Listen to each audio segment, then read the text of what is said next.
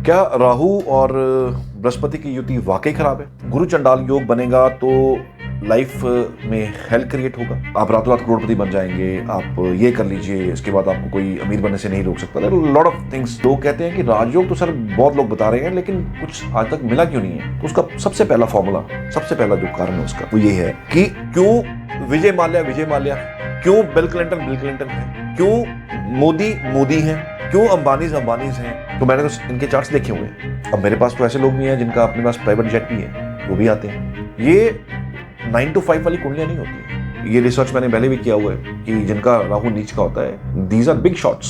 तो ये दो चीजें तो बड़ी क्लियर हैं कि अगर राहु नीच का हो तो आपको पूजा कराने की जरूरत नहीं है। मैं हमेशा रोकता हूँ, people use to come and ask me this question कि सर करा दें शांत। नहीं, क्यों कराएंगे? आप नहीं चाहते कि वो बच्चा कुछ बड़ा करे? अब ये इंसान राइज कैसे करेगा? इसको अपने पाँव, बीवी के पाँव के तले के नीचे अपने हाथ रखने पड़ेंगे। इतना आसान ज्योतिष नहीं है जितना आपको रील्स में या आपको यूट्यूब पे दिखता है। हम देखते हैं राहु उच्च का है तो बहुत ज्यादा पैसा आ जाएगा, राहु नीच वाला ज्यादा कमा जाता है उससे। गुरु चंडाल की पूजा करवानी ही पड़े, हर केस में जरूरत नहीं होती है। ये कुछ टॉपिक्स हैं जो मैं आपसे आज शेयर करना चाह रहा हूं, क्योंकि क्या राहु और बृहस्पति की युति वाकई खराब है? क्या राहु नीच का वाकई खराब है? क्या वाकई यहां पे ट्रीटमेंट की जरूरत है? क्या गुरु चंडाल योग बनेगा तो लाइफ में हेल क्रिएट होगा? किसी चार्ट का कितना बड़ा पोटेंशियल है, वो कितना अर्न करेगा, वो 100 करोड़ का है, 500 करोड़ का है, 1000 करोड़ का है या इससे भी ऊपर है, ये कहाँ से पता चलेगा?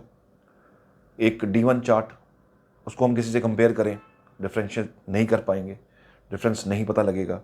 तो देयर आर सर्टन फार्मूलाज, बहुत सारे फार्मूलाज होते हैं कुंडली के अंदर। कुंडली analysis part is very bigger part, काफ़ी बड़ा पार्ट है। इतना आसान नहीं है कि आप D1 चार्ट देख के ही डिस्कस करके बता दें कि आपका चार्ट का पोटेंशियल क्या है। Certain things are there. ये कुछ टॉपिक्स हैं जो मैं आपसे आज शेयर करना चाह रहा हूँ, क्योंकि ये ऐसे टॉपिक हैं जो ना रूटीन में आते हैं मेरे पास कि सर हमारा कुंडली में नीच का राहु है तो क्या ज़िंदगी में कभी राइज नहीं हो पाएगा? हमारा गुरु चंडाल योग है तो क्या इसकी शांति करवा दें? हमारा केतु गुरु इकट्ठा है तो क्या इसका कुछ पूजा पाठ करवा दें? तो ये बड़े रैकरिंग क्वेश्चंस हैं जो ना कई कुंडलियों में आते हैं। तो आपका चार्ट कितना बड़ा चार्ट है, उसके अंदर कितना बड़ा पोटेंशियल है, किसी प्लेनेट का कितना बड़ा रोल है आपकी ज़िंदगी में, किस लेवल पे आपको लेके जाएगा, तो ये कुछ ज़रूरी चीज़ें हैं जो आप डिस्कस में आपके करना चाहता हूँ। सबसे पहली बात कि आपके कुंडली में कौन से वो कॉम्बिनेशन है जो आपको करोड़पति बना सकते हैं, बहुत बड़ा बना सकते हैं, क्योंकि करोड़पति के पीछे ना बड़ी होड़ लगी हुई है।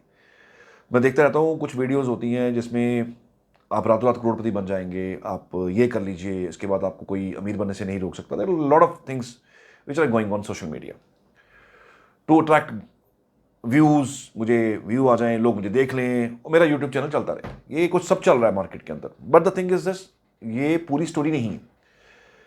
ये कहानी अधूरी है। ये कहानी इतनी अधूरी है कि पूरी स्टोरी का 5% है कि आपकी कुंडली में पोटेंशियल कितना है, कितने 1000 करोड़ की कुंडली है, कितने 100 की कुंडली है, कितने करोड़ों की कुंडली है। ये डिपेंड करता है आपके चार्ट के अंदर, योग के अंदर। कुछ कुंडलियों में ना योग होते हैं, बड़े अच्छे कॉम्बिनेशन बने होते हैं, योग होते हैं, राजयोग होते हैं। और लोग कहते हैं कि राजयोग तो सर बहुत लोग बता रहे हैं, लेकिन कुछ आज तक मिला क्यों नहीं है? तो उसका सबसे पहला फॉर्मूला, सबसे पहला जो कारण है उसका, वो ये है कि आपके चार्ट के अंदर लिमिनर बॉडीज जो हैं, जो चंद्र है और जो सूर्य है, वो कितने ज़्यादा परफेक्ट पोजीशन में है, कितनी अच्छी पोजीशन में है। ये दोनों अगर किसी कारण रिफ्लेक्ट हो जाएं, किसी कारण इसको फ्लेक्शन हो जाए, इनके जो राशि हैं, राशि को फ्लेक्शन हो जाए, तो चार्ट कमज़ोर हो जाते हैं, नंबर 1। नंबर 2, किसी भी ज्योतिष का ये धर्म होना चाहिए कि कुंडली का लग्नेश पहचाने पहले, क्योंकि लग्नेश डिसाइड करेगा कि आप कितना राइज कर जाओगे, कितना राइज नहीं करोगे। तो लग्नेश की पोजीशन देखना बड़ी ज़रूरी है। लग्नेश फ्लेक्शन में आ जाए, लग्नेश का ही डिग्री कमज़ोर हो, बहुत वीक हो, तो भी ज़्यादा तरक्की नहीं हो पाती। Depending upon the calculation of लग्नेश, आपका लग्नेश कहाँ है, किस पोजीशन में है, कितना उसके ऊपर बेनिफिक इफेक्ट आ रहा है। कुछ अच्छे ग्रह उसको देख रहे हैं या वो खुद इतना मजबूत है, इतना वेल पोजिशनड है कि ज़िंदगी में आपको राइज कराएगा। ये बहुत ज़रूरी फॉर्मूला अप्लाई करना होता है।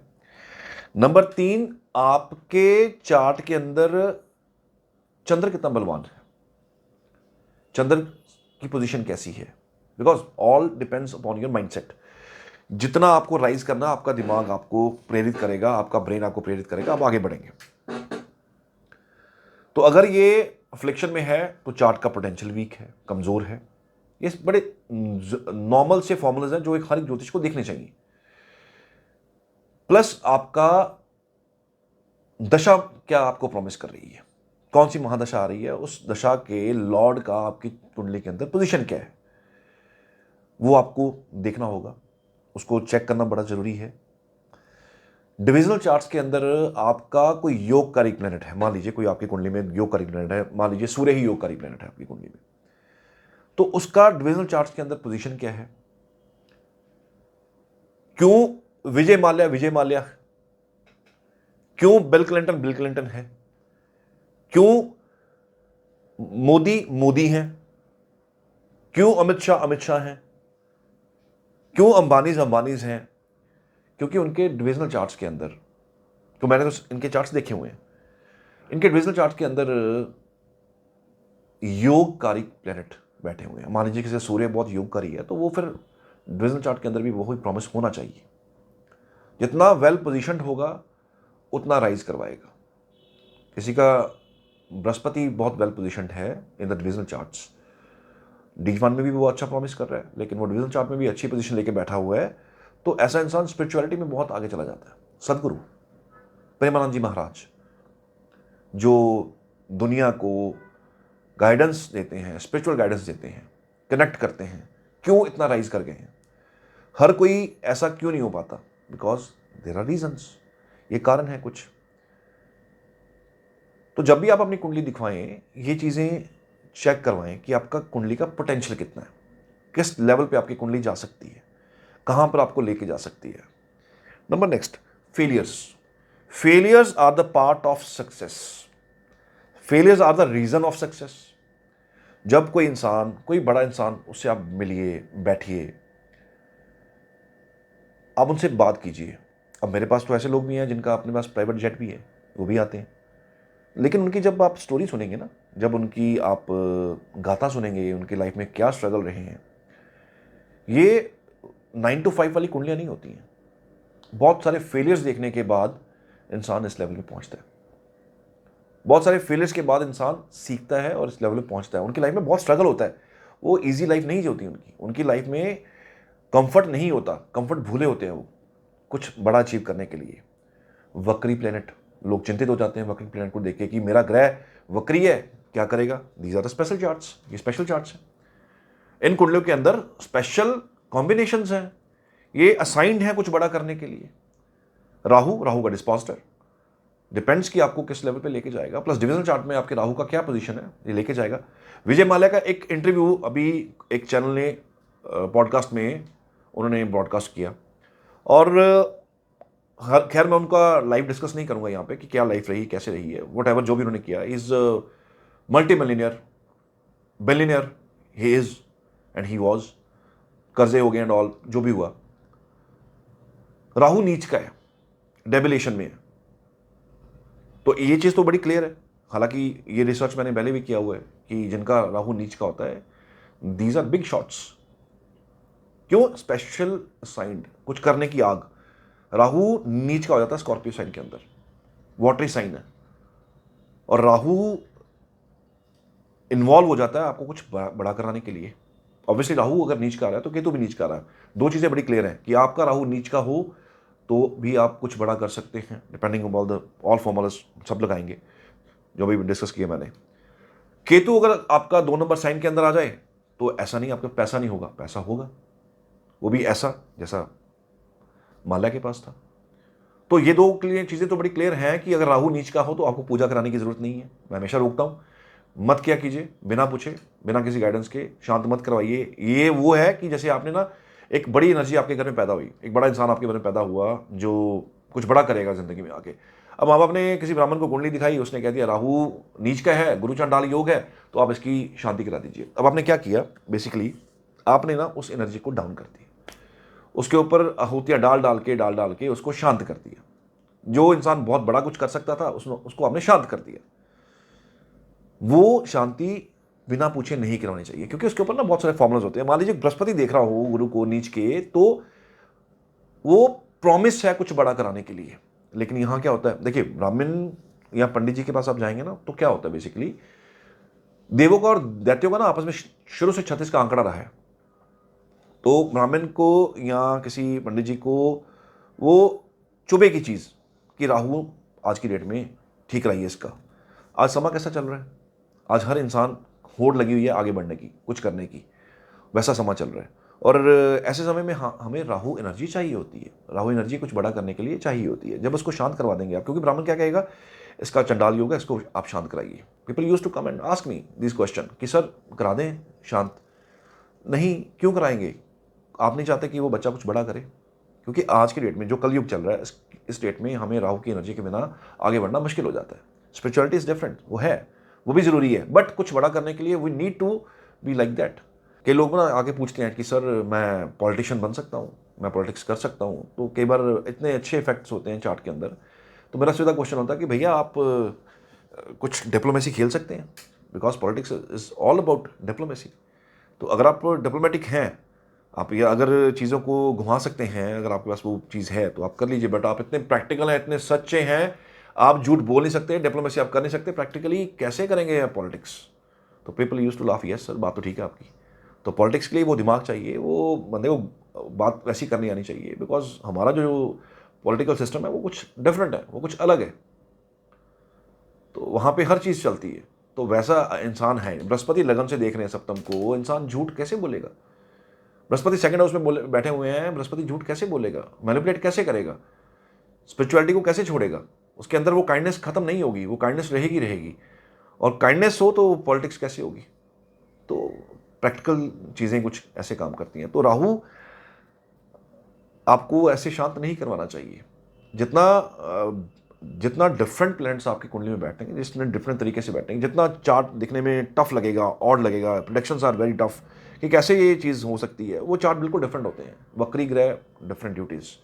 कोई ग्रह नीच का आ गया, special duty assign to the person. शुक्र नीच का आ गया आपका D1 चार्ट में, नमाज के अंदर शुक्र नीच का है। अब ये इंसान राइज कैसे करेगा? इसको अपने पाँव, बीवी के पाँव के तले के नीचे अपने हाथ रखने पड़ेंगे, यस मैम कहना पड़ेगा, तभी ग्रो करेगा। लेकिन हो उल्टा जाता है, शुक्र नीच होता है और इंसान उस वाइफ के साथ आर्ग्यूमेंट्स में पड़ जाता है। तो वो ड्यूटी है, बिकॉज जे number sign is sign of service. शुक्र वहां बैठा हुआ है तो सर्विस देना पड़ता है, सर्विसमैन बन के रहना पड़ेगा वाइफ की। सिमिलरली अगर बृहस्पति आपको नीच के मिल जाए और वाइफ लड़ रही है हस्बैंड के साथ, तो 10 number sign is sign of employment, कि आप एम्प्लॉयड हो, आप डेडिकेटेड हो अपने हस्बैंड के टुवर्ड्स। और आप अगर उससे बहस करेंगे, आप उसके साथ बहुत ज़्यादा रॉन्ग वे में चलेंगे, तो कुछ हो नहीं पाएगा, ग्रो नहीं कर पाएंगे आप। तो मतलब there are certain things, certain formulas. ऐसे ही नहीं होता कि डिविजनल चार्ट में एक चीज़ आ रही है तो वहाँ से हम एनालिसिस कर लें। तो the different parts are there, तो देयर आर सर्टन फॉर्मूलाज। इतना आसान ज्योतिष नहीं है जितना आपको रील्स में या आपको यूट्यूब पे दिखता है, इतना आसान नहीं है। वो सिर्फ छोटा सा पार्ट है, लेकिन उसका रिसर्च, उसका एनालिसिस इज बिट डिफरेंट। तो जब भी कोई ऐसे ग्रह हों, उन ग्रहों को पहले दिखाइए, चेक कीजिए खराब हैं, खराब नहीं है। अगर खराब हैं तो इट मीन्स खराब नहीं है, means there is something promised in the chart कुछ बड़ा करने के लिए। माल्या के चार्ट से, विजय माल्या के चार्ट से यही चीज क्लियर हो रही है कि राहु नीच, he was a big shot. Ketu नीच, पैसे की कमी नहीं थी। केतु 2 में कहा जाता है कि पैसे की कमी रहेगी, लेकिन देयर इज रूल, पैसे के पीछे मत भागिए, प्रोफेशन के पीछे भागिए, पैसा झक मार के आएगा। ये केतु का प्रॉमिस है। केतु कहता है छोटी चीजों के बीच में मत उलझिए, वरना एंजाइटी के शिकार हो जाएंगे। Ketu gives anxiety. आप वहां जाइए जहां पे आपको अपना एक्चुअल गोल पूरा करना है।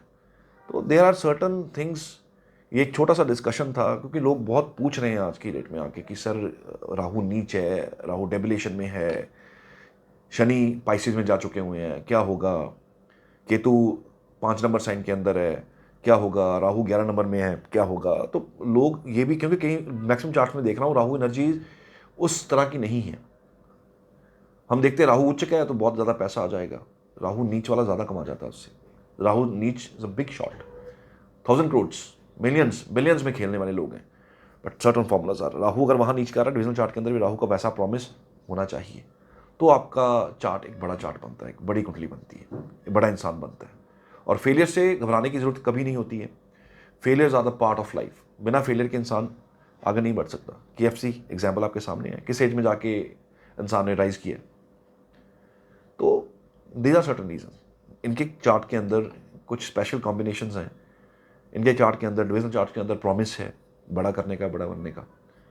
तो there are reasons why Steve Jobs, why Bill Clinton, why बड़े लोग बड़े क्यों होते हैं, ठीक है, अंबानी इतनी बड़ी शॉर्ट्स क्यों हैं, और मित्तल्स इतने बड़े शॉर्ट्स क्यों हैं।